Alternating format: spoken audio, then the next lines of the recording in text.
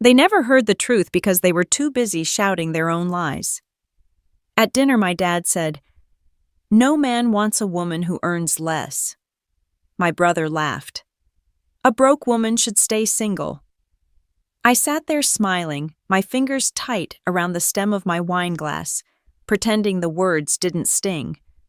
The whole table joined in, forks, clinking voices blending into laughter that tasted like vinegar. I used to wish I could disappear. Now I only wished they would. They didn't know I'd been listening from the edge of their pride for years. They didn't know that while they mocked me for chasing silly dreams, the very stocks they dismissed as gambling were building something none of them could imagine. By the end of that week, my father's boss would call him, and everything would change. It was one of those Sunday dinners my mother insisted on, family time, she called it. The house smelled of roast chicken and garlic butter. The long oak table gleamed beneath the light of the chandelier. My father, Frank Collins, sat at the head, as always, posture straight, the kind of man who believed control was proof of worth. My brother Luke sat beside him in a tailored navy suit, even though it was just dinner at home. I wore jeans and a soft gray sweater, the one I'd had since college. I could feel the fabric thinning near my elbows. Something about that felt right. I didn't need new clothes to prove anything anymore. Dad poured himself a glass of wine. "I ran into Mike from church today." He began swirling it slowly. "His daughter's getting married next spring. Found herself a nice guy. Solid job. You know what he said? He's proud because she knows her place, she'll let him lead." Luke chuckled, tapping his fork against the edge of his plate. "That's the way it should be. A relationship's only balanced when the man earns more." Dad nodded in agreement like it was scripture. "Exactly. No man wants a woman who earns less. It just breeds resentment. A woman should find stability, not competition." The words landed like small stones against my ribs. My mother Evelyn busied herself with the serving dishes, pretending not to hear. She always did that when Dad got like this. Pretend peace was her armor. Luke turned toward me, the grin on his face polished and cruel. "How's that little startup of yours doing? Still chasing app ideas that don't pay?" He said it the same way he used to tease me in high school, half joking, half meant to bruise.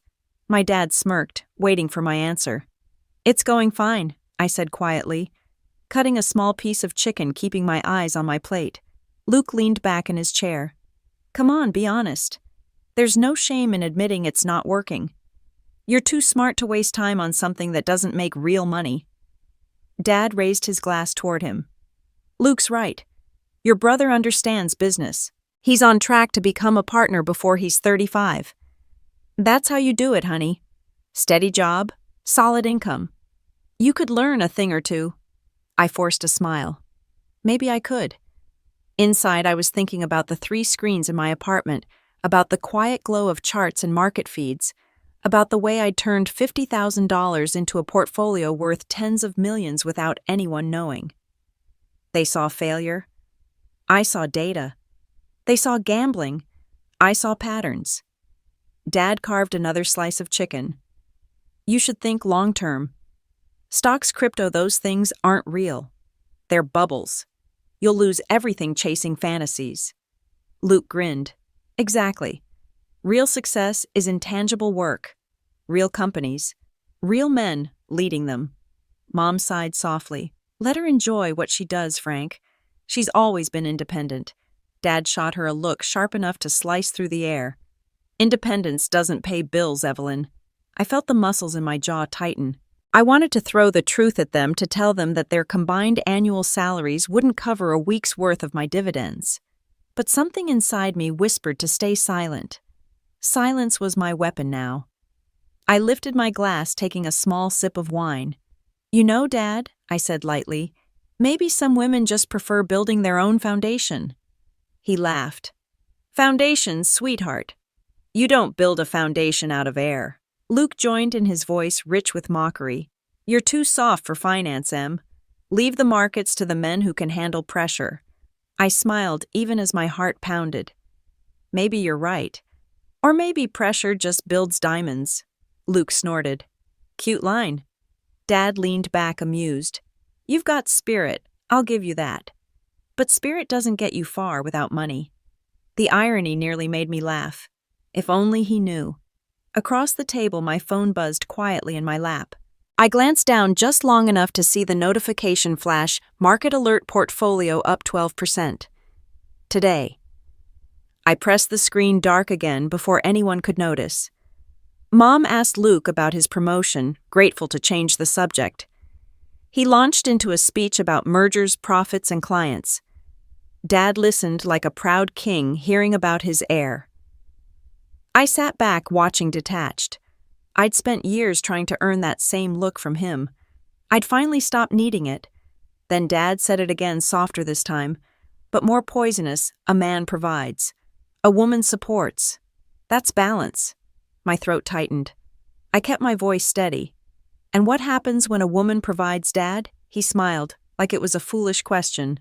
That's not how the world works, Emma. I nodded slowly. Maybe not your world.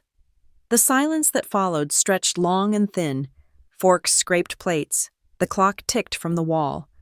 Then Luke laughed it off. Relax, sis. Don't take it personally. But I did. Every word of it. Dad's phone buzzed on the table. He frowned, glanced at the caller ID. It's Mr. Thompson, my boss. Probably about the quarterly report. He silenced it without answering. I noticed the name. My fingers froze for a heartbeat. David Thompson. He didn't know that just last week, Thompson's firm had finalized a private funding deal through my holding company, EC Holdings. He didn't know the silent investor behind that deal, his daughter. I hid a smile behind my wine glass. The irony burned warm down my throat. Luke kept talking about his golf club membership and his networking opportunities. Mom nodded politely. Dad looked proud. I sat there invisible and calm, the hum of their voices blurring into background noise. In my head, I was somewhere else back at my apartment, the faint glow of my trading screens lighting the room, the numbers moving like tides. That was my language, my power, my revenge. Mom began gathering plates. Dad leaned back with a satisfied sigh. Good dinner, he said. It feels good to have the family together. Reminds me what matters. Luke grinned. Yeah, family and success, two things you can count on. I stood collecting the empty glasses. My hands were steady. My heart wasn't. Dad looked at me. Emma, you'll figure it out someday. You just need to find a man who can take care of you. I met his eyes. Or maybe I already did, Dad. Me. He chuckled, waving it off like a joke. You always were a dreamer. I carried the dishes into the kitchen. The laughter continued behind me, muffled by the clinking of plates and the rush of running water. Through the window, the Texas night pressed against the glass, heavy and still. Streetlights reflected off the stainless sink. My own face looked back, calm, deliberate, patient. I thought about all the times they'd called me unrealistic, ungrateful, impossible. Maybe I was.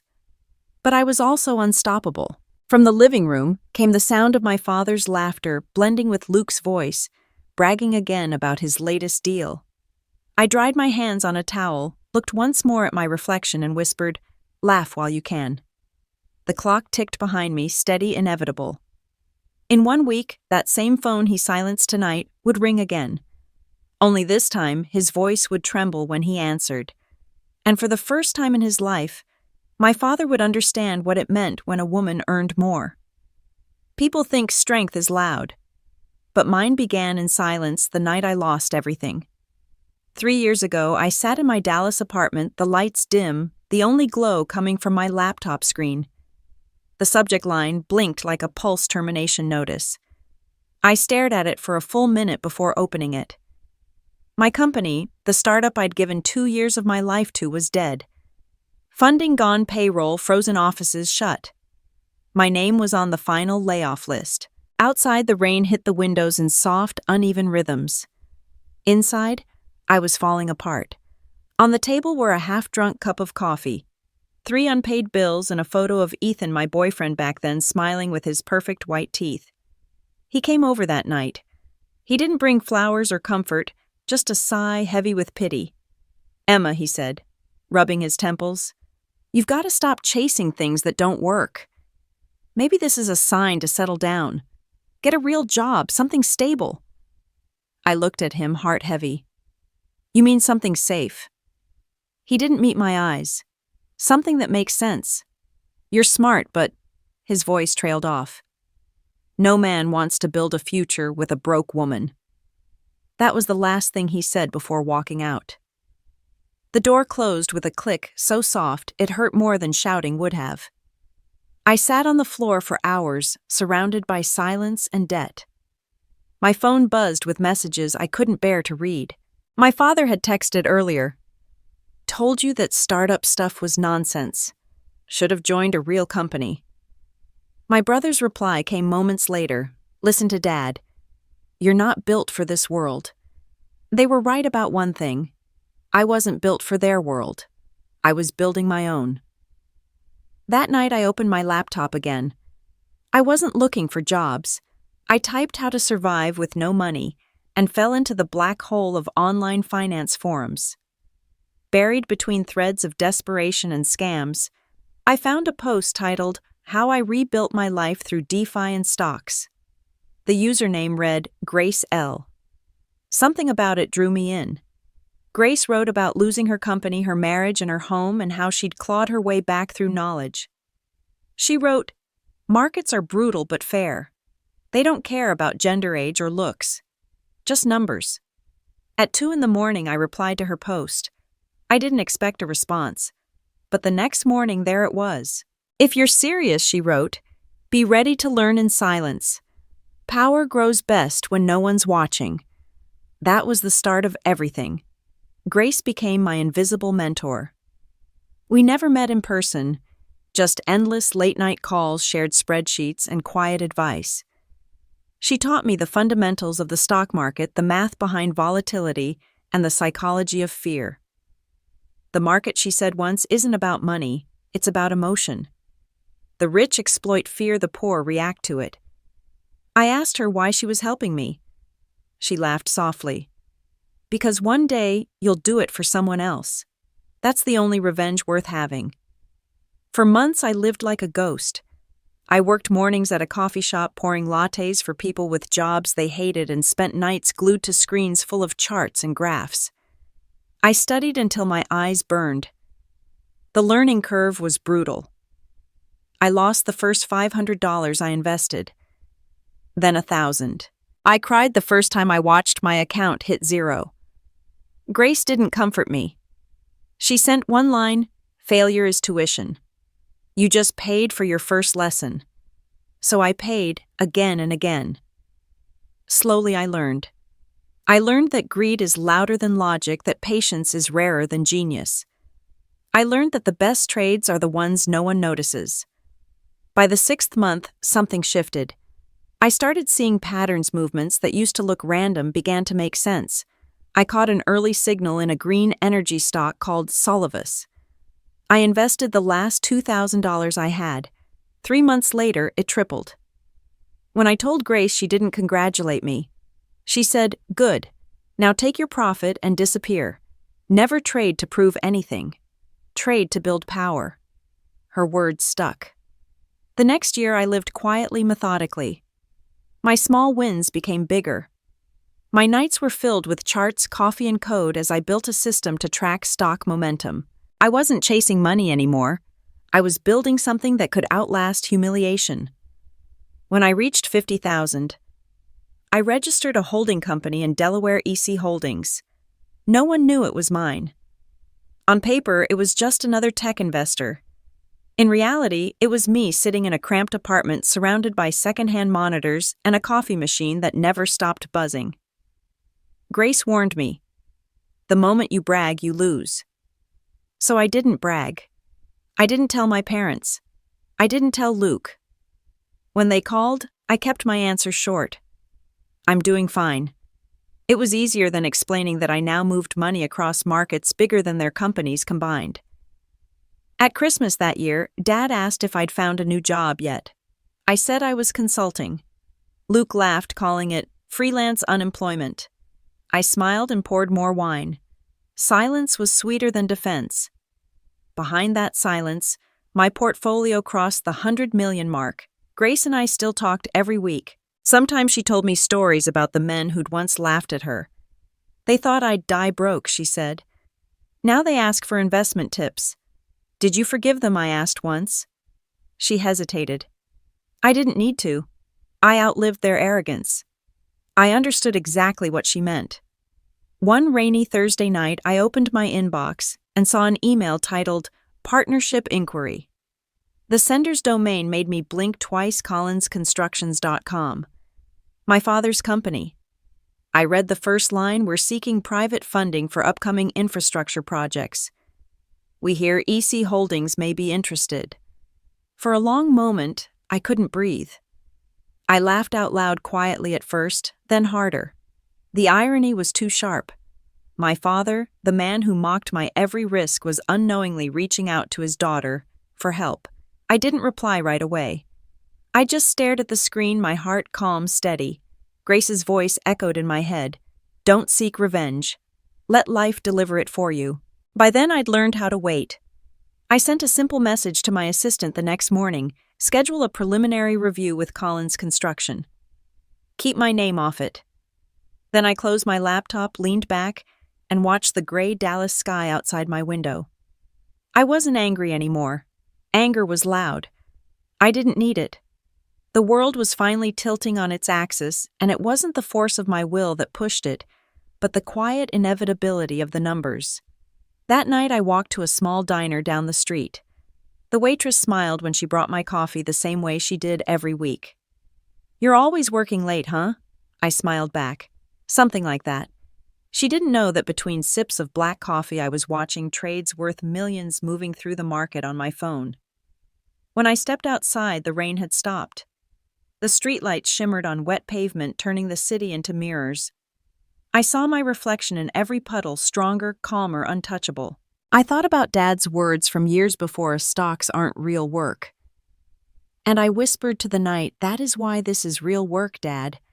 The air smelled of wet asphalt and new beginnings. In the distance, lightning flickered across the clouds, bright and brief. It reminded me of something Grace once said: the best revenge doesn't come with thunder. It comes with lightning, silent, sudden, undeniable. I walked home in the rain, my coat damp, my mind clear.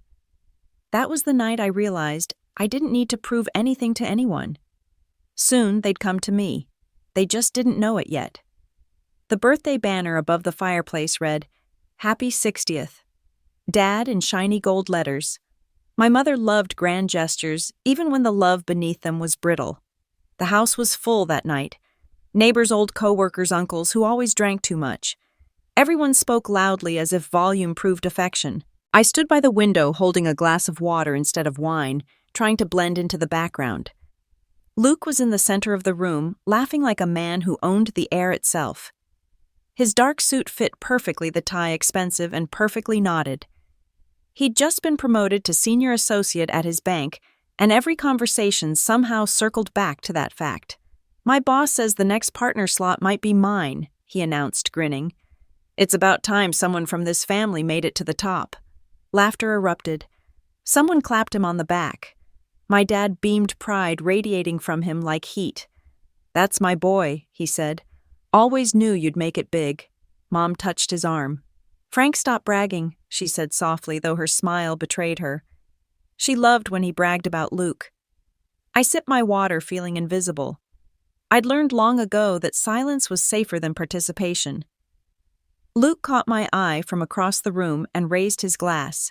Hey, Em, he called out. You still doing that little app thing? What's it called again? CoinTrack? I forced a polite smile. Something like that. He laughed. You've got guts, I'll give you that. But seriously, you should join a real firm. I could talk to HR at mine. We could find something for you. Something stable, Dad added, nodding approvingly. Luke could teach you a lot. Yeah, Luke said, smirking. About real business, not those online gambling schemes.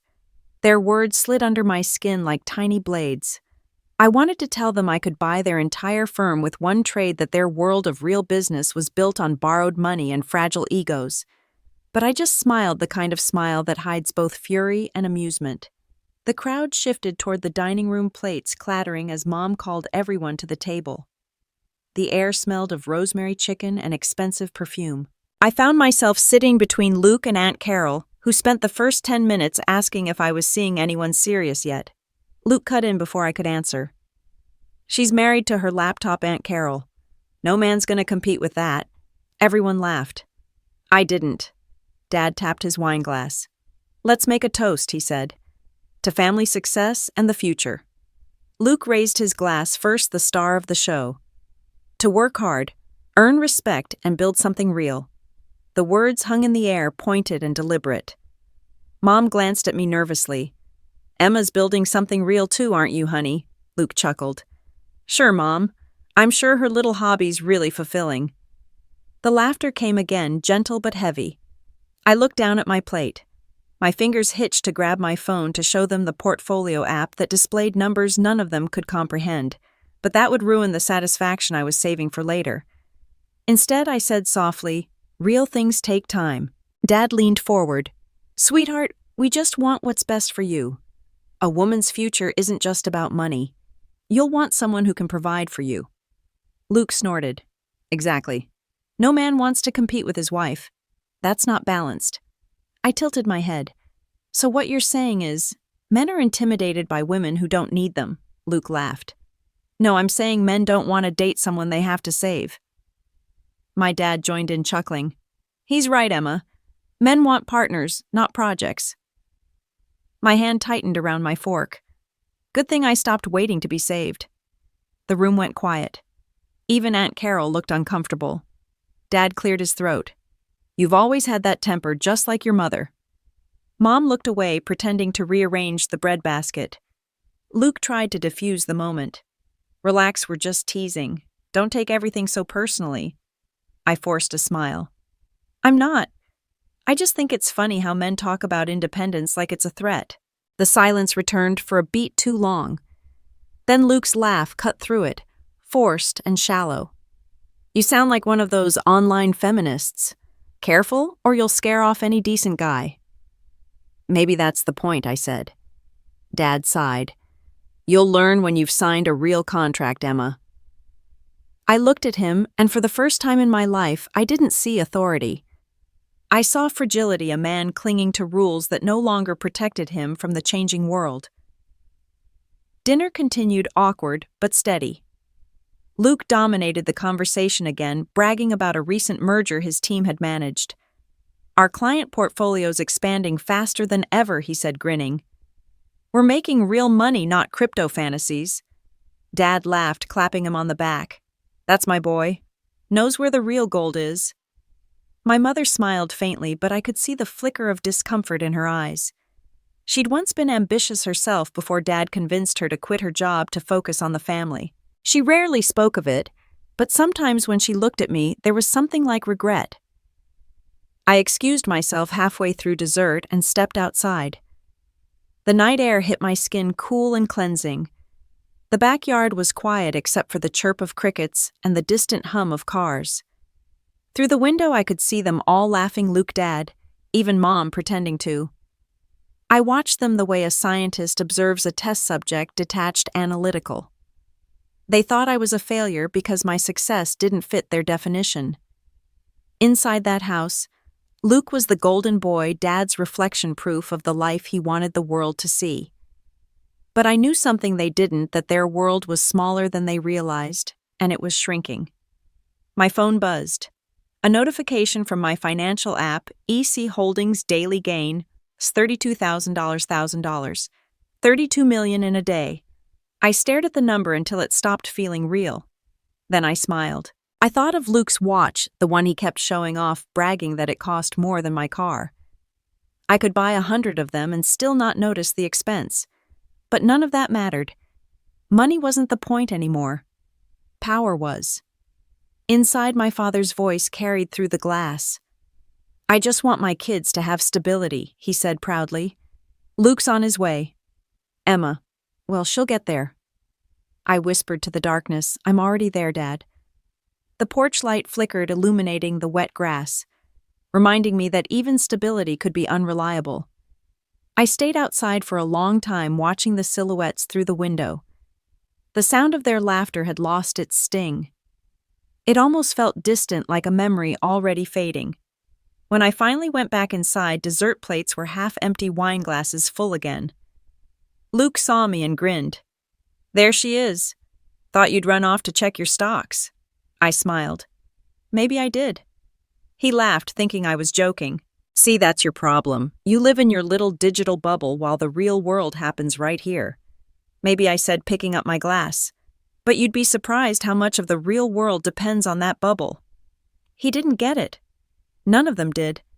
The night ended like every family gathering before it, with hugs that felt like handshakes and polite smiles hiding old wounds. As I left, Dad walked me to the door. "You know we only want the best for you," he said again. I looked at him, his graying hair neatly combed, his confidence intact. "I know," I said softly. "But maybe your version of the best just isn't big enough for me." He blinked, unsure if it was defiance or affection. I didn't clarify. Outside, the air was cold enough to make my breath visible. I stood by my car for a moment, looking back at the glowing windows. Inside, Dad poured another glass of wine, Luke basked in praise, and Mom, her back straight and rigid, wiped the gold-rimmed plates. I turned away.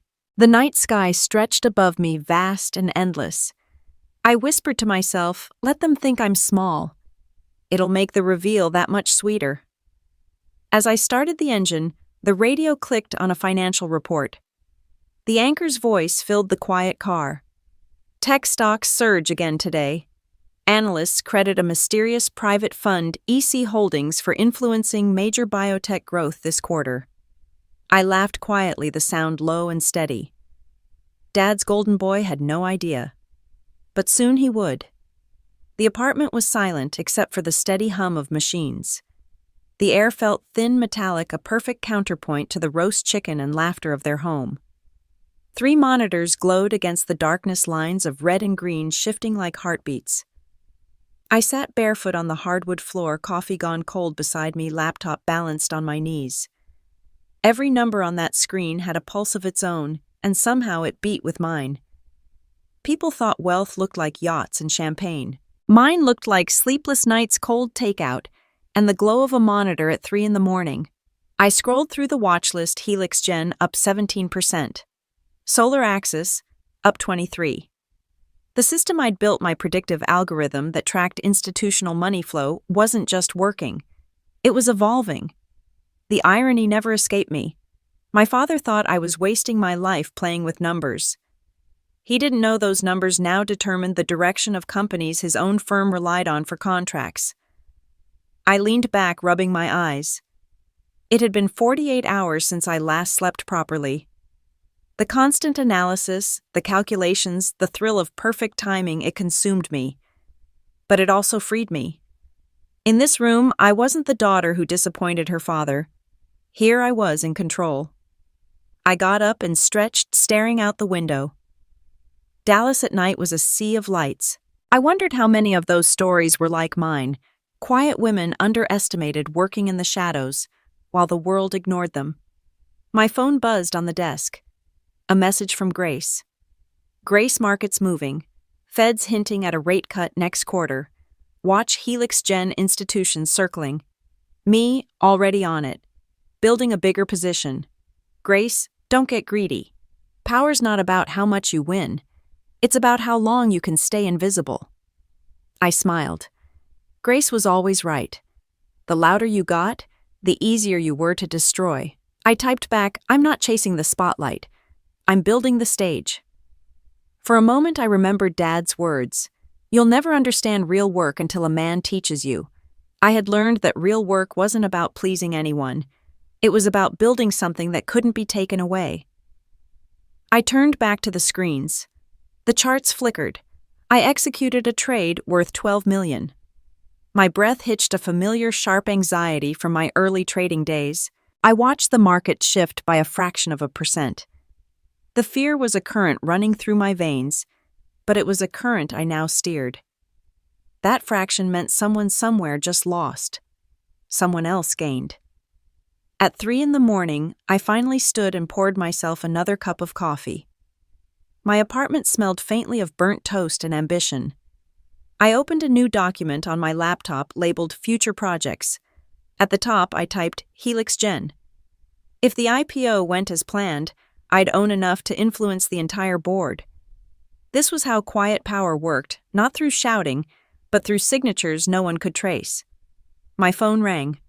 The caller ID made me pause. Luke. I hesitated before answering. Hey, Emma, you up? I figured you'd still be working, he said, his tone casual but patronizing. What's up? Nothing major. Just thought I'd check in. Dad mentioned you're still trying that investing thing. How's that going? Before it all crashes again. I closed my eyes and smiled tightly. It's going fine. He chuckled. You should be careful. This stuff's dangerous. Markets always punish dreamers. I looked at the screen, my profit column glowing green. Then I guess I'm a lucky dreamer. Right? He said, not hearing the irony. Anyway, Dad's thinking about pitching a project to some private investors. He says he might finally expand Colin's construction. You should stop by next week. Be nice to have the family together. Sure, I said. I'll try. Good girl, he said, and hung up. The words lingered like smoke. I imagined reaching through the phone and ripping the patronizing tone out of his throat. Instead, I just looked at my screen. The market at least never called me that. By sunrise, I stood on the balcony, the city stretching below. My phone buzzed again. A news alert, Helix Gen, announces upcoming IPO rumors suggest quiet backing from a mysterious private fund. I laughed under my breath. The timing was perfect. Later that night, back in the apartment, I opened the news again. Luke's firm was listed as one of the underwriters for Helix Gen's IPO. The same brother who mocked me for playing with numbers would soon be working under the numbers I controlled. I sat back watching the lines move on my screen again. My pulse hammered a steady rhythm against the bone of my wrist, a counterpoint to the quiet city. The sleep deprivation made my control feel razor thin, but the adrenaline tasted like absolute power. Here in the dark, the victory was mine alone. I whispered to myself, let them think they're leading. Then I shut off the screens one by one and sat in the dark. The room felt strange without the glow, too quiet, too human. I felt the slow, heavy thud of my own heart, a sound I rarely noticed when the screens were on. But beneath the silence, I could still feel it, the hum of control, the rhythm of inevitability. I whispered one last thought before sleep took me. They think I'm behind, but they're already standing in my shadow. The day my father's company reached out again, I was in the middle of a video call with a group of European investors. My assistant Nora slid a note across my desk without a word. On it, written in her tidy handwriting, Colin's construction urgent funding request. I paused mid-sentence, my mind flicking back to that name. Collins. My name. His name. Excuse me, gentlemen, I said smoothly, muting the call. I'll follow up by email. As soon as the screen went black, I took the note from Nora. Who sent it? A senior representative, she said. Apparently they've been in contact before, but this time they want a full proposal. They're looking for a $30 million bridge loan. Did they mention who owns EC Holdings? She shook her head. No, they just said they'd be honored to work with such a reputable investor. The corner of my mouth curved a brittle, silent thing. Honored. My father had never used that word with me. Set a meeting, I said quietly. But under my alias. No one mentions my name. Yes, ma'am. After she left, I sat there for a moment, staring at the skyline through my office window. It was late afternoon, the Dallas sun turning every glass tower gold. Somewhere my father was probably in a hard hat barking orders, believing he was the one holding everything together. He'd never once asked for help in his life. That he was doing it now meant something was wrong. When the meeting invitation arrived later that night, I opened it without hesitation. I was dressing for a role, the woman who signs the checks. My father had no idea his daughter would be sitting across from him at that table, just not as family, as a lender. The morning of the meeting, I dressed differently. Not like Emma, the daughter who got mocked at family dinners. but like the woman who owned an empire in silence.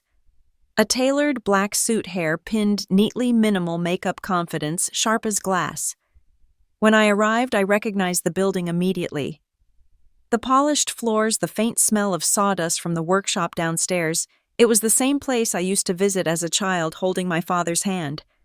Back then it had seemed enormous. Now it feels smaller. The receptionist led me to the boardroom. My heels clicked softly against the marble. Inside, a few executives were already seated. One of them looked up and smiled politely. "You must be Miss Lane from EC Holdings." I nodded. "Yes. Thank you for having me." The name Lane was my alias, one Grace had helped me create years ago. She told me, if they won't listen to your real name, build another one they can't ignore. And it worked. A few minutes later, the door opened and my father walked in. Frank Collins. Older now, but still carrying that air of authority like it was armor. His presence filled the room immediately.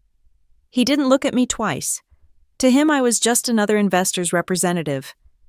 "Good morning, everyone," he said, taking his seat at the head of the table. "Let's get started." His voice was exactly as I remembered, steady, commanding, sure of itself. For a moment, a flicker of something soft tugged inside me. Then it was gone. They began the presentation, charts, projections, construction photos. The company was struggling more than I expected. Delays, cost overruns, a major contract on the verge of collapse. I could see it in the numbers, in the anxious glances between his team members. Halfway through, he said, "If we can secure this funding, Collins Construction will be back on track by next quarter. We have a proven record. We just need a partner who believes in American craftsmanship." He looked straight at me then. Not at me, through me. His eyes didn't recognize me at all. I leaned forward, folding my hands on the table. "Your record is impressive," I said evenly. "But your debt-to-revenue ratio is concerning. You've overextended on equipment leases and underdelivered on 2 major contracts." The room went silent. His jaw tightened. "We've faced some setbacks," he said carefully. "But that's temporary." I nodded, flipping through the report. "Temporary setbacks are manageable. Chronic mismanagement isn't." His face hardened. I knew that look. It was the same one he gave me when I challenged him as a teenager. "Excuse me," I didn't blink. "Your financials suggest poor cash flow control and reliance on unstable clients. If you want this loan, we'll need full transparency on your ledgers." He bristled, then tried to smile. "We're a family-run business, Miss Lane. We value privacy." "Then you'll value bankruptcy too," I said calmly. Frank's face went white beneath the tan. He looked down, gripping the edge of the table as if it were the last piece of solid ground. For a moment, I thought he might storm out. But instead, he took a deep breath, his pride visibly cracking. "We'll provide what you need." "Good," I said, closing the folder. "EC Holdings rewards accountability. We're not just investors, Mr. Collins. We're partners. And partners demand honesty." The meeting ended with a few polite handshakes. My father's grip was still firm, still unyielding. "Thank you for your time," he said, looking directly at me now as if trying to read something beneath the surface. "You remind me of someone." I smiled. "I get that a lot." As I walked out, my pulse hammered in my ears. I didn't feel triumph. Not yet. What I felt was inevitability. That night I sat in my office reviewing the updated reports they'd sent. The situation was worse than he'd admitted. 2 projects were on the brink of collapse, one already bleeding money. He'd hidden losses by moving expenses through shell contractors. My father, the man who once lectured me about responsibility, was playing with fire. I forwarded the documents to Grace. Within minutes, she called. "He's in trouble, isn't he?" "Worse than I thought," I said. "He's drowning in bad debt." Grace was silent for a moment. "So what now? Do you save him or let him fall?" I stared at the numbers, the red lines of losses, the irony heavy in my chest. "Neither," I said, finally. "I'll give him the rope. What he does with it is up to him." Over the next week, my team worked quietly to structure the deal. On paper, it looked like any other investment. In reality, I was watching my father's empire hinge on the approval of the daughter he dismissed. On Friday, the contract was finalized. EC Holdings would inject $25 million in capital secured by a majority lien on his company assets. If he failed to repay, Collins Construction would belong to me. I signed the document without hesitation. A single signature, elegant and deliberate. The next morning I called Grace. "It's done." She was quiet for a long time. "How do you feel?" I looked out the window. The sun was rising again, casting long golden lines across my office floor. "Powerful," I said softly, and sad. Because somewhere deep down I knew this wasn't just business. It was blood. Later that evening, my phone buzzed with a message from Nora. "Mr. Collins called the office. He wanted to thank you personally for believing in his company." I read the message twice. He didn't know he was thanking his own daughter. I turned off my phone and leaned back in my chair, eyes closed. Sometimes revenge didn't shout. Sometimes it whispered through contracts and wire transfers. And sometimes it sounded like your father saying thank you to a stranger who shared your voice. A week after the deal closed, the first storm hit. It started with a phone call from Nora just after dawn. "Emma," she said, voice tight, "Collins Construction missed their first repayment milestone. They're asking for an extension." I stared at my screen, the cursor blinking on an unfinished email. Already, yes. Their cash flow projections were off. It looks like one of their biggest clients pulled out. Which one? Harper Industrial. They were supposed to cover half of Collins's new project. Of course. Harper Industrial, the client my father had bragged about at dinner last Thanksgiving. I could almost hear his voice. "We've got loyal partners. They trust my word." Trust wasn't a currency that paid bills. "Send me the updated financials," I said. "And don't respond to their request yet." When the documents arrived, I opened them carefully. The numbers told a story. My father would never admit delayed payments, over-leveraged contracts, dwindling reserves. The empire he'd spent 30 years building was cracking from the inside like a polished veneer over rotten wood. By the time the sun rose, I was already on my second cup of coffee, staring out at the city. My father's downfall was unfolding like a movie I'd seen coming for years. But watching it didn't feel as satisfying as I'd imagined. It felt inevitable. Grace called later that morning. "I saw the alert," she said. "He's slipping, isn't he?" "He's drowning," I said flatly. She didn't sound surprised. Pride always drowns first. I exhaled slowly. Part of me wants to stop this. The other part wants to let him see what it feels like to fall. Grace's tone softened. "You don't owe him mercy, Emma, but you do owe yourself peace." Peace. The word felt foreign. That afternoon, my father called. For a second, I almost didn't answer, but curiosity or something darker made me swipe the screen. "Emma." His voice was too cheerful, too practiced. "It's been a while. How are you?" I leaned back in my chair. "I'm fine, Dad." You know, keeping busy. We just secured some new contracts. Things are looking up." I could almost hear the lie in his voice. "That's good," I said. "Glad to hear it. Actually," he continued, "I wanted to ask you something. Have you heard of this firm, EC Holdings? They're one of our investors. Great people. They stepped in when we needed it most." I froze, fighting the urge to laugh. "I've heard the name." "Well, I've been trying to get in touch with someone higher up there," he said. "They're strict. Smart, too. But I think if I could just talk to the owner directly, I could show them we're worth betting on." My pulse steadied. "Maybe they already know." He chuckled. "Let's hope so. Anyway, how's work?" "Are you still doing those stock things?" "Still doing them," I said. "Good. Stick with it. But remember, don't get too risky. Money's a tool, not a game." "A tool to dismantle you." I thought the coldness spreading.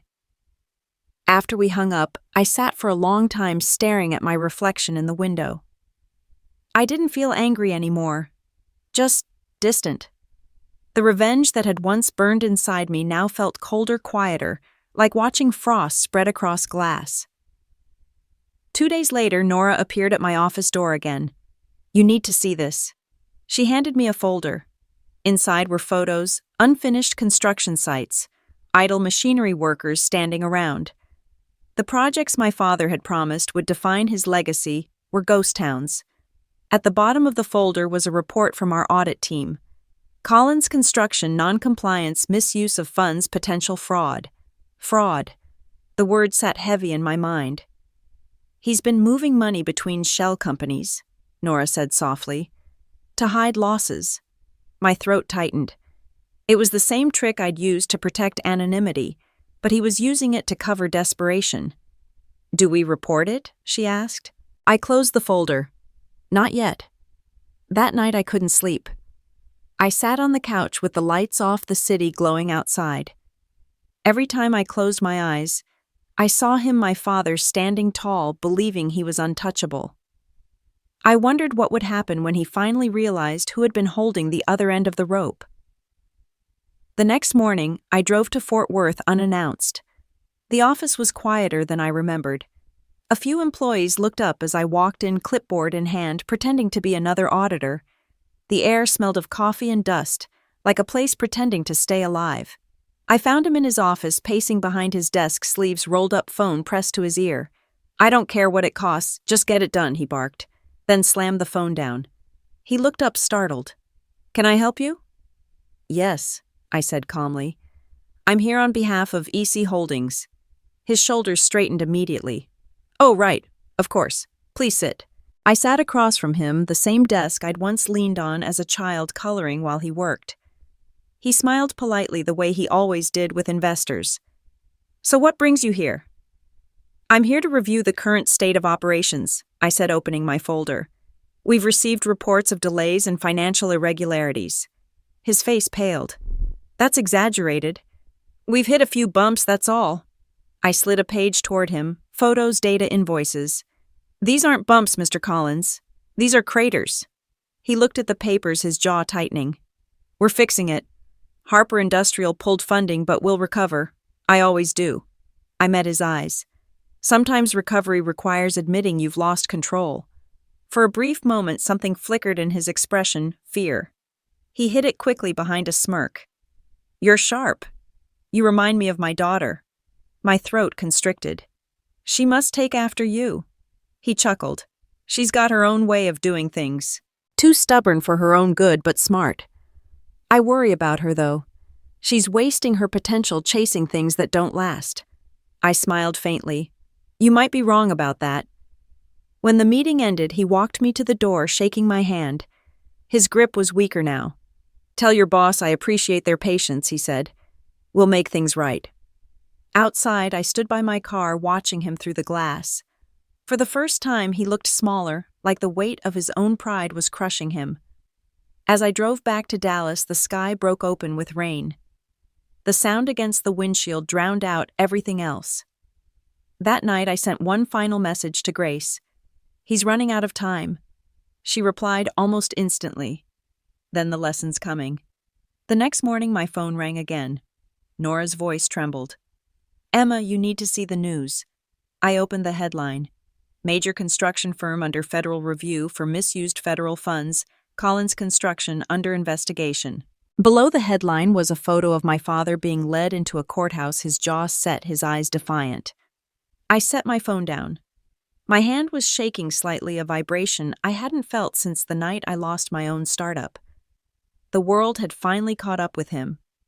The silence felt heavier than ever. This wasn't how I imagined victory would feel. It didn't feel like triumph. It felt like the echo of something breaking, and knowing I'd been the one to hand over the hammer. Outside, thunder rolled across the city. Inside, I whispered to no one. You taught me everything about power, Dad. You just never thought I'd use it better. The morning after the headlines broke, I woke up to the sound of my phone vibrating endlessly on the nightstand. For a moment, I thought it was another market alert, another surge, another victory. But when I saw the name flashing on the screen, Mom, my chest tightened. I hesitated before answering. Hey. Her voice came through thin and trembling. Emma, have you seen the news I have? It's your father. They're saying horrible things, fraud, misuse of funds, investigations. It's all over television. He hasn't eaten since last night. Luke's trying to manage things, but... She paused, her breath shaking. They froze the company accounts. We might lose the house. For a few seconds I couldn't speak. The image of my father being led through those courthouse doors replayed in my mind. The man who'd always stood like iron suddenly looked small. Humans. Breakable. "I'll see what I can do," I said quietly. "Emma, please just talk to him. He's too proud to ask for help, but I know he needs you. He needs a family." Family, the word hung between us, heavy and fragile.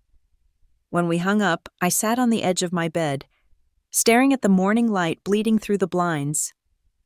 My laptop sat open on the desk, notifications pinging with updates from EC Holdings. Stocks up, portfolio surging, profit margins expanding. I was winning on every screen that mattered except the one inside me. By noon, the story had exploded across every major network. Family-owned firm under federal investigation. Frank Collins accused of financial misconduct. Son distances himself as company collapses. Luke was on the local news, his suit perfect, his tone calculated. He spoke carefully about misunderstanding, conveniently ignoring the recent IPO collapse his own firm was underwriting. He wasn't defending Dad. He was protecting himself. My phone buzzed again. Unknown number. I answered instinctively. "Miss Collins," a male voice said.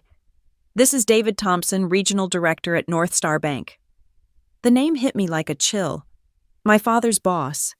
"Yes, Mr. Thompson. What can I do for you?" There was a pause. "I didn't realize until recently that you're the principal shareholder of EC Holdings. We recognize the complexity of the contract signed with Collins Construction, the complexity only a family member would mandate." I froze. My alias, my shield. "How did he know?" He cleared his throat. "I'll get straight to the point. I was reviewing the Collins case and I saw the documents. You own the fund that's currently his primary investor." The silence between us stretched. He continued, his tone careful. "I don't know the details of your family's situation, but I thought you should know your father's hearing is scheduled for Friday. If the evidence stands, they'll seize his assets." My hand tightened around the phone. "Thank you for telling me." "One more thing," he said. "I've worked with your father for 15 years. He's made mistakes, but he's not a criminal. Pride, maybe? Arrogance, definitely. But not malice."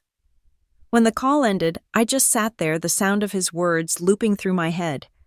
Not a criminal, just pride. That afternoon, I drove to Fort Worth. The courthouse loomed in the distance, gray and cold under the February sky. Protesters and reporters gathered outside like vultures. I slipped past them through a side entrance, pulling my coat tighter. Inside, the fluorescent lights hummed sterile and unforgiving. I spotted my father sitting in the hallway, flanked by 2 lawyers. He looked smaller somehow, shoulders hunched, his hair more gray than I remembered. He didn't see me at first. I watched as he rubbed his temples, his jaw tight. When he finally looked up, his eyes met mine, and for a moment the years between us vanished. "Emma," he whispered. I walked toward him slowly. "Hi, Dad." He stood trying to smile. "You shouldn't be here."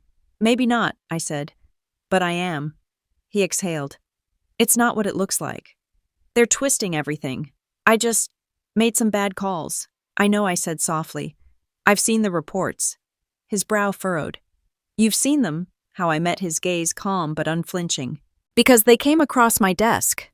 Confusion crossed his face, followed by realization. His voice cracked. "EC Holdings." I nodded.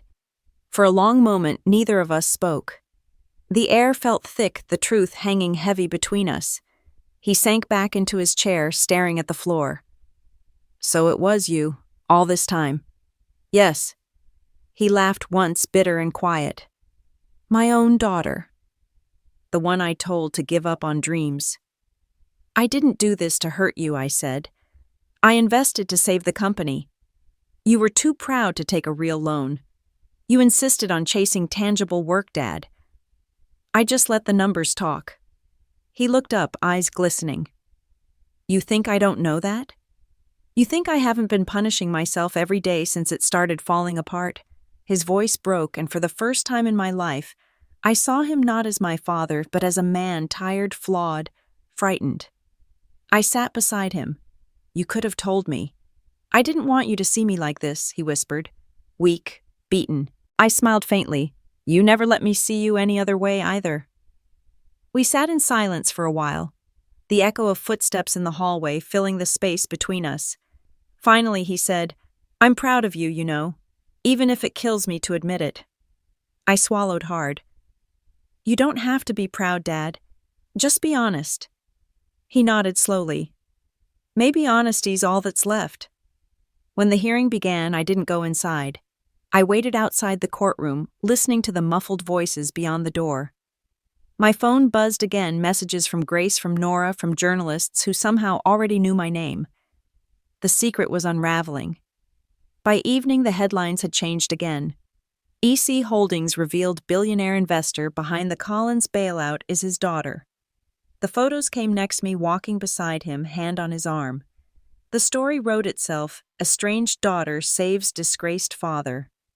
The internet loved it. The irony, the redemption, the reversal, it was perfect.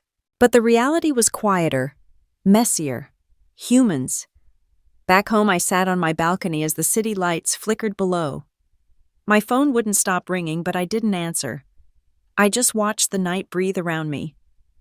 Grace called eventually. So the world knows, she said. How do you feel exposed? I said honestly. Relieved. Maybe both. You gave him a second chance, she said. That's power, Emma. Not revenge. Power. I didn't reply.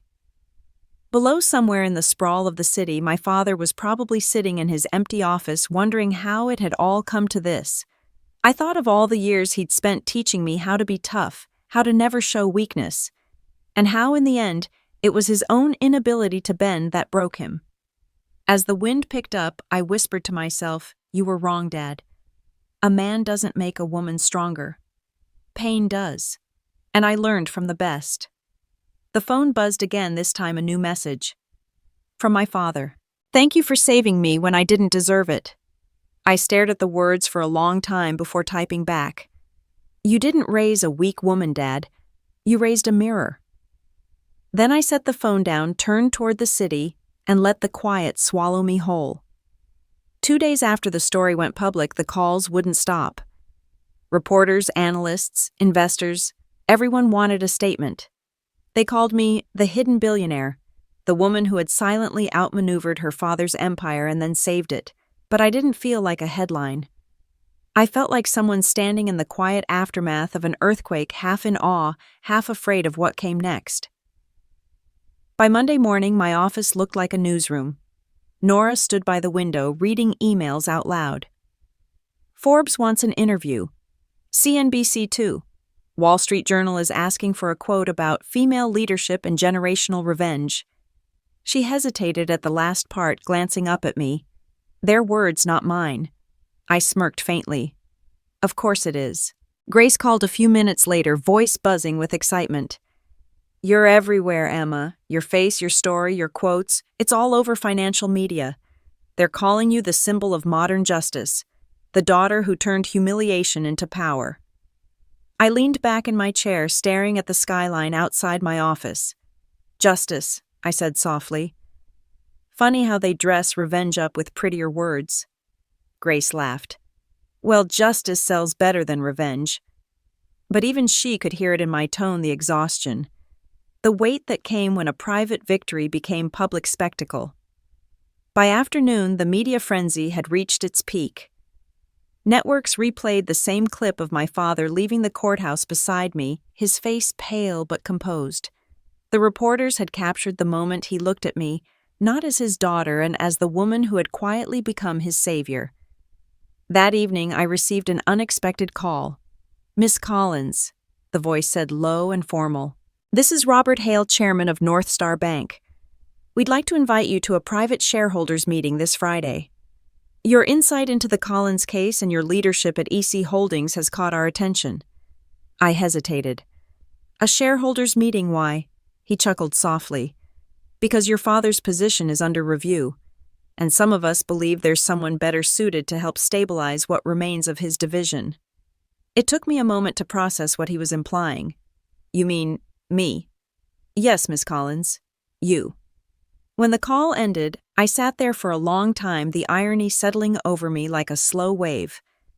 The same institution where my father had built his name was now inviting his daughter to take his place. Later that night, I drove to my parents' house. The driveway lights were dim, the porch empty. Inside, the house smelled faintly of dust and cold coffee. I found him in his study, sitting in the dark, the TV flickering on mute. He looked up when I entered. "You shouldn't have come." "Maybe not," I said, stepping closer. But I did. He gestured toward the stack of papers on his desk, bank statements, letters, legal notices. "They're taking everything. The contracts, the office, the trucks. It's all gone." I glanced at the documents, then back at him. "They're not taking everything. Not yet." He laughed once hollow. "Don't sugarcoat it, Emma. I'm finished. Your brother's already distancing himself." He even called Robert Hale to clarify that his firm's underwriting was completely separate from my construction mess. Smart boy protecting his golden reputation. I felt a pang of anger at Luke's name. "He'll protect himself first. Always has." He sighed, rubbing his temples. "I can't blame him. That's what I taught you both to survive." For a long moment, the only sound in the room was the quiet hum of the muted television. Then I said, "There's a meeting Friday. At North Star. They're reviewing your position." His eyes flickered. "And what does that mean?" "It means they're considering replacing you," I said quietly. "With me." The words hung there sharp and unreal. He stared at me, unblinking. Then slowly a bitter smile crept across his face. "Of course they are. The golden daughter. The stock genius. The one I told to stop dreaming." "Don't," I said softly. "This isn't about revenge." He shook his head. "Isn't it? You think I don't see it? The headlines, the whispers, how the world loves watching the arrogant man brought low by his own daughter?" I swallowed hard. "I didn't plan it this way." He leaned back in his chair, eyes glinting in the dim light. "No. But you let it happen. And maybe that's worse." His words stung, but I didn't argue, because deep down part of me wondered if he was right. When I left that night, the air outside was cold and heavy. The street lamps cast long shadows across the lawn, and for the first time the house I grew up in looked like a memory I no longer belonged to. On the drive back to Dallas, my mind raced with questions I couldn't quiet. Could I really take his place? And if I did, what would it make me? Friday came faster than I expected. The North Star headquarters loomed tall and glassy under the morning sun. I arrived early, every step of my heels echoing through the marble lobby. The boardroom was filled with men in suits, their faces familiar from years of business articles and conferences. My father sat at the far end of the table, shoulders squared, but hands trembling slightly against the polished wood. "Miss Collins," Robert Hale said warmly, rising to greet me. "We appreciate your time. Please sit." I sat across from my father. The air was thick with unspoken history. Mr. Hale began. "Frank, we've reviewed your case. It's troubling. The company's losses, the compliance failures, the media fallout, it's created instability for the bank." My father nodded once, jaw tight. "I understand." Hale turned to me. "Emma, you've demonstrated exceptional judgment under pressure. Your management of EC Holdings, your ability to turn around failing assets is exactly what we need. We'd like to appoint you as an external advisor to the restructuring process." My father's head snapped up. "You're giving her my company?" "No," Hale said calmly. "We're giving her the chance to save what's left of it." The silence that followed was suffocating. My father's eyes burned into mine, not with hatred, but with something far worse: disbelief. "I spent my life building that name," he said quietly. "And now you're here to finish it off." I held his gaze. "I'm here to rebuild it, Dad. You taught me how." The meeting ended with polite applause and handshakes, the kind of ceremony that meant everything and nothing at once. When it was over, I walked out into the bright winter sunlight. I should have felt triumphant, victorious. But as I stepped onto the sidewalk, the truth settled heavy in my chest. Winning didn't feel like flying. It felt like standing on a mountain built from the rubble of everything you used to love. The silence of the ascent was deafening. That night, Grace called again. "So it's done." "It's done," I said. She was silent for a long time. Then she whispered, "You sound like someone who just lost something they spent their whole life chasing." "Maybe I did," I said softly. "Maybe I chased power, and what I caught was just a very complicated form of responsibility." Outside the city glittered under the winter sky. And somewhere out there, my father's empire, the one built on pride and power, now had my name on its walls. The tables had turned, but the weight of victory was heavier than I ever imagined. The first week after the board meeting felt like walking through a dream I hadn't meant to create. My name was everywhere. Financial magazines, talk shows, social media. Emma Collins takes control of her father's legacy. The daughter who saved then surpassed her father. They called it poetic justice. I called it exhaustion. Every morning I woke up to a dozen interview requests, and every night I lay awake wondering when I had stopped being a daughter and become a headline. At the office, my team celebrated the new contracts rolling in. Clients who had once ignored me now called first. Journalists praised my financial brilliance and composure under fire. But beneath all that noise, I couldn't ignore the hollow space forming inside me. Because while the world was busy applauding my triumph, I couldn't stop thinking about the man who had lost everything to make it happen. One afternoon, Grace came by unannounced. She walked in holding 2 cups of coffee, and that look she gave me whenever she thought I needed saving from myself. "You look like hell," she said, gently setting the coffee down. "I feel like it," I admitted. She sat across from me. "You did what you had to do. You didn't destroy him.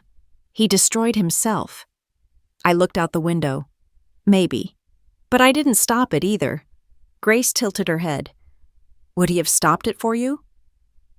The thought felt like the only currency I had left. "No," I said finally, the admission cold and clean. And that's the difference. That night I drove again to Fort Worth. My father's house looked smaller, older. The porch light flickered. I found him in the kitchen. My mother, Evelyn, was standing by the sink, hands folded, looking weary but relieved to see me. "He hasn't moved from this room all day," she whispered.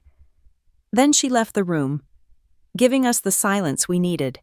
He was sitting at the table, papers spread across it, a half-empty bottle of bourbon beside him. He looked up when I entered. "The prodigal daughter returns," he said dryly. "I brought you something." I set a file on the table. He eyed it warily. "What's this, a restructuring plan?" "For the company. You still own shares. You can rebuild Dad. Just differently." He snorted. "Under your supervision." "No," I said softly. "Under your name. But with honesty this time." He laughed, a bitter, rasping sound. "You talk like you've never made a mistake." "I've made plenty," I said, "but I've learned to own them." For a moment, neither of us spoke. The silence was heavy but not angry, more like 2 people standing on the edges of an old bridge, wondering if it could still hold their weight. He finally leaned back, staring at the file. "You remind me of your grandfather," he said. "He built things from nothing. Then one bad decision took it all away. I used to swear I'd never end up like him." I met his eyes. "Maybe you didn't. Maybe you just ended up like you." He smiled, faintly weary but genuine. "I deserve that." We talked for hours that night, not about business, but about everything that came before it. My childhood. The family dinners that always turned into comparisons, the years I spent trying to prove I was enough. For the first time, he listened. When I left, he stood by the door, hands shoved into his pockets. "Emma," he said quietly, "I was wrong. About you. About everything." "I know," I said, "but I needed you to say it." He nodded. "I just wish I'd said it sooner." We walked to the end of the driveway together. The Texas air was sharp and cold. I reached out and touched the old stone pillar of the mailbox, the one with Collins carved into it. It felt cold, heavy, and real. "This still stands," I whispered. I stepped out onto the porch after he went inside, leaning against the cold railing. The night was vast and silent, smelling faintly of pine and the residue of the bourbon he'd been drinking. I closed my eyes, letting the stillness settle the frantic energy inside me. For the first time, the quiet of the night felt like absolution, not just absence. The next morning, I woke to an email from North Star's board. Subject transition approval. They had accepted my plan to restructure the construction division. My father's name would remain on the company, and he would retain a symbolic position as founder emeritus. It was the compromise I hadn't known I needed. But not everyone celebrated. Luke called later that day, his tone sharp and cold. "So this is how it ends. You get the company, the press, and Dad's redemption arc." "Luke, it's not like that." "The hell it isn't," he snapped. "You always wanted to outshine him. Now you did. Congratulations." His bitterness was a different flavor of poison than Dad's pride had been. Luke saw only a score settled, never a wound healed. I stared at my phone, the weight of his words pressing deep. I had fought my way to power, but my family didn't work like markets. There was no chart that measured forgiveness or petty envy. That evening, Nora walked into my office holding a small envelope. "This came for you," she said. It was from my father. Inside was a handwritten note, simple and steady. "You were right, Emma. Winning means nothing if you lose yourself. Don't let the world tell you who you are. You already know." There was a folded newspaper clipping inside. It was an article about women in finance with a highlighted quote. "Success isn't about proving anyone wrong, it's about proving yourself right." My eyes blurred as I read the words. That weekend I didn't work. I turned off my phone, took my car, and drove west until the city disappeared. Somewhere along a quiet stretch of highway, I pulled over by a field glowing gold under the afternoon sun. The wind smelled of earth and dust and distance. I thought about the girl I'd been, the one who sat at the dinner table swallowing humiliation in silence, pretending her dreams didn't matter. I thought about the woman I'd become, the one who could move markets and bend headlines. And I realized something I had spent my whole life chasing: respect from the people least capable of giving it. Back in Dallas, Grace came over with takeout and wine. We sat on the balcony watching the skyline fade into night. "You know what I think," she said, sipping her drink. "You didn't win by beating him. You won by becoming someone who didn't need to." "Maybe I did," I said softly. "Maybe I chased power, and what I caught was just a very complicated form of responsibility." Outside, the city glittered under the winter sky. The wind shifted warm and soft against my face. Somewhere in the distance, the city pulsed with the rhythm of new beginnings. I leaned back, closing my eyes, and whispered to the quiet night. For once, I don't need to prove anything. I already did. And for the first time, peace didn't feel like surrender. It felt like finally coming home. Thanksgiving came early that year. Maybe it was my mother's idea of peace after everything.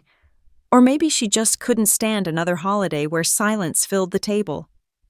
Either way, I found myself standing in front of the old house again, staring at the porch light flickering like a heartbeat. The air smelled like roasted turkey cinnamon and the faint memory of what used to be home. When I walked in, the first thing I saw was my father at the head of the table. He looked older but softer, like the weight of everything he'd lost had peeled away the arrogance and left something human behind. My mother, Evelyn, was busy setting dishes. She wore a simple sweater, not the expensive silk she used to favor, and was humming a tune I hadn't heard in years. And Luke, my brother, perfectly dressed as always, was pouring wine, pretending to be unaffected by the tension hanging in the air. "Emma," my mother said, her face brightening.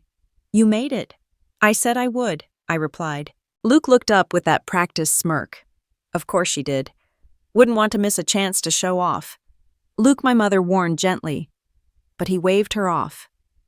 I smiled faintly. "Don't worry, Luke. I didn't bring my bank statements."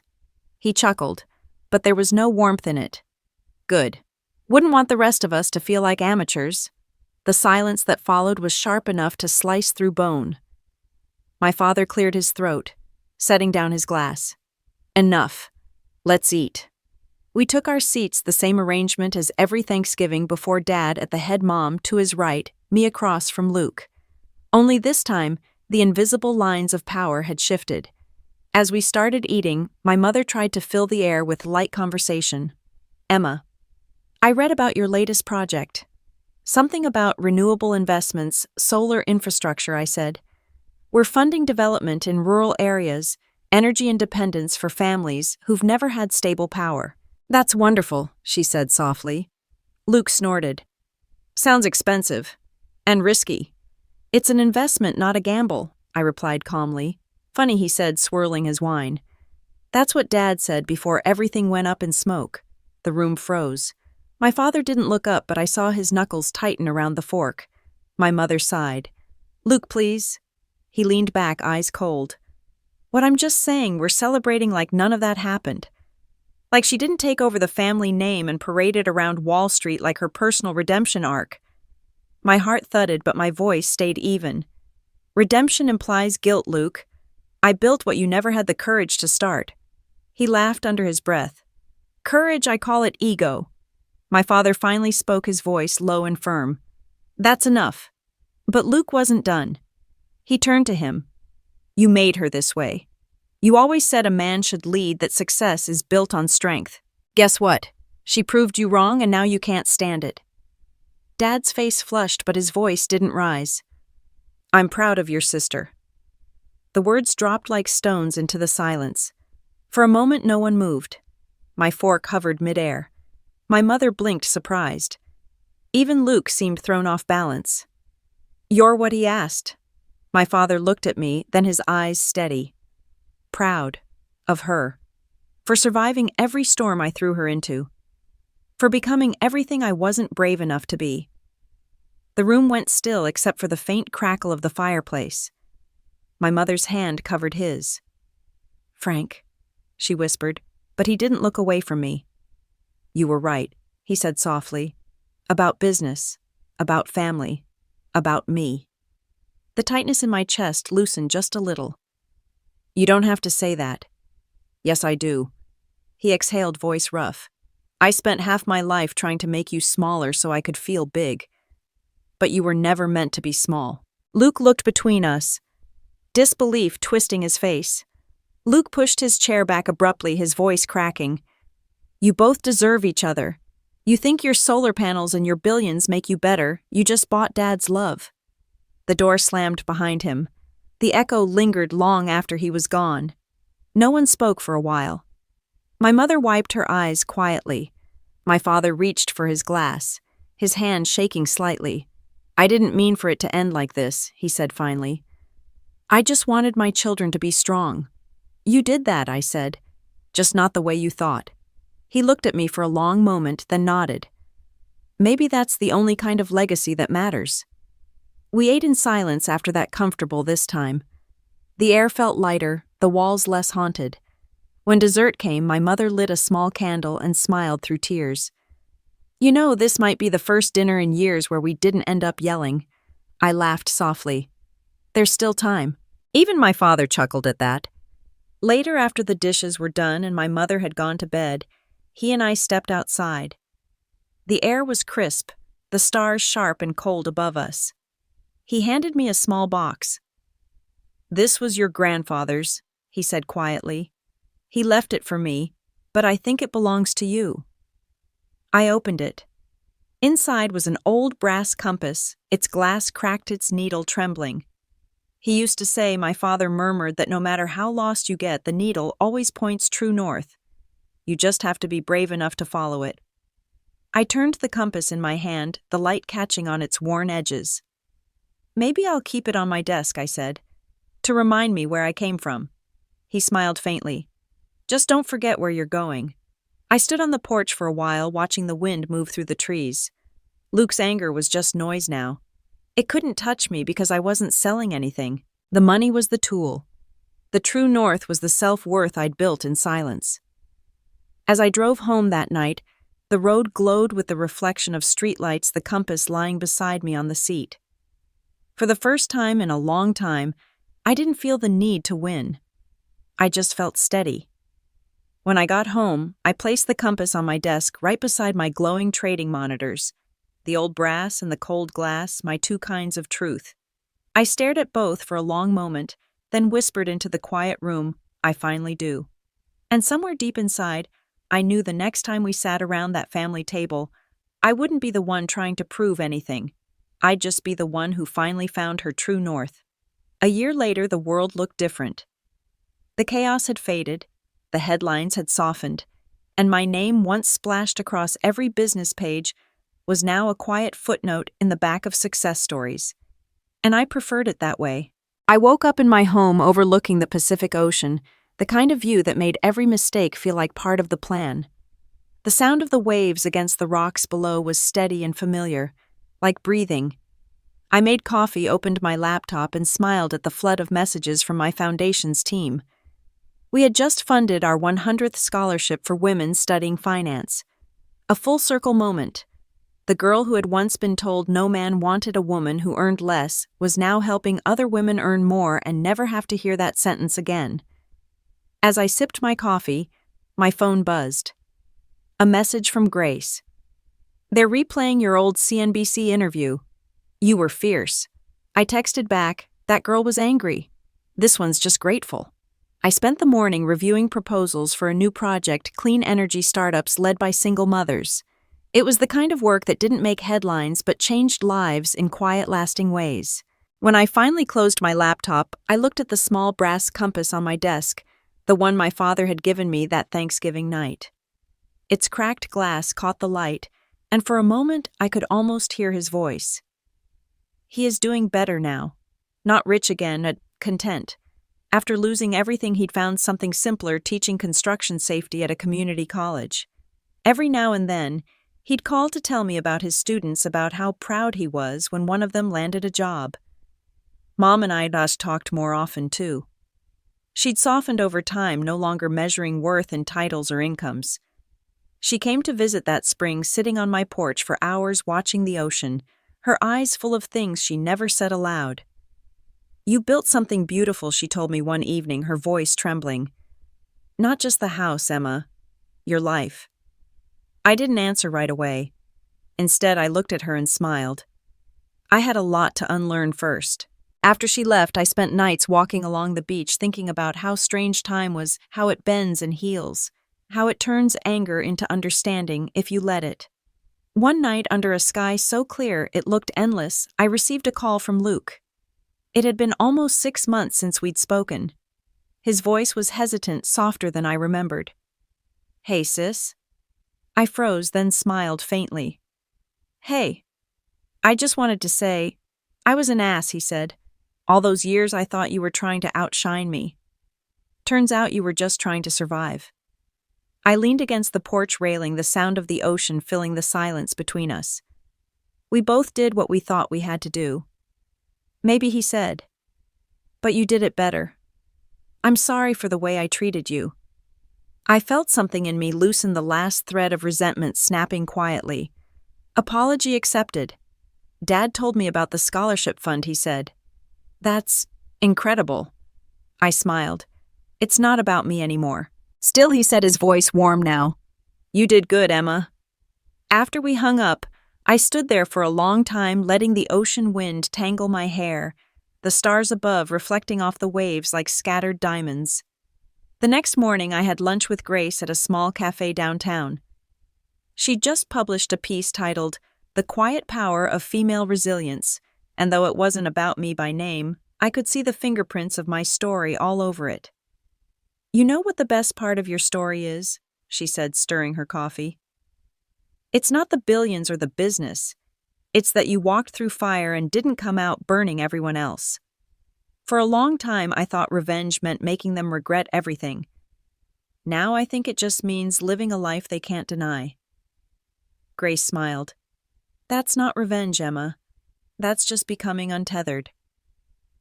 That night back home, I sat on the balcony watching the sunset bleed into the water. The sky burned orange and gold, fading into violet. I thought about everything that had brought me here. The dinners that ended in laughter. I had to fake the rejections that fueled me, the moments I swallowed pride, because I had to play the long game. I thought about that Christmas dinner years ago when my father leaned across the table and said, No man wants a woman who earns less. And I thought about how wrong he'd been. No man had ever given me what I had now. No one had handed me peace, respect, or power. I'd earned them myself. The doorbell rang just as the last light faded. I opened the door to find my father standing there holding a small box. "I was in town," he said. "Thought I'd stop by." "Come in," I said, smiling. He set the box on the table. Inside was an old photo me at 12 sitting at his desk pretending to type on his calculator. He laughed softly. "You always wanted to be in charge." "I guess I did." He nodded. "You've done more than I ever dreamed possible. But I want you to know something, Emma. You didn't prove me wrong, you taught me what right actually looks like." My throat tightened. "Thank you." He smiled, eyes glinting with pride. "You're my best investment." After he left, I sat there staring at the photo, my chest full of something I hadn't felt in years, peace that wasn't borrowed from success. Outside, the ocean moved with its steady rhythm, endless and untamed. I picked up my phone and opened the draft of a post I'd been meaning to share on my foundation's page. It read, "To every woman who has ever been underestimated, thank you. You're the proof that silence isn't weakness, that grace isn't surrender, and that the only metric for success that matters is the one you build for yourself. You are not defined by who pays your bills." I hit post. Then I stepped outside, letting the wind brush across my face. The horizon was glowing faintly with the first stars of the night. Somewhere out there, I imagined the younger version of myself, the girl at that dinner table holding back tears, wondering if she'd ever be enough. I wanted to tell her she would be. That one day the very words that tried to break her would become her armor, that her quiet revenge would echo louder than any insult ever thrown at her. I closed my eyes and whispered into the dark, "You made it. You are enough." And the sweetest revenge was simply standing tall long after they stopped looking.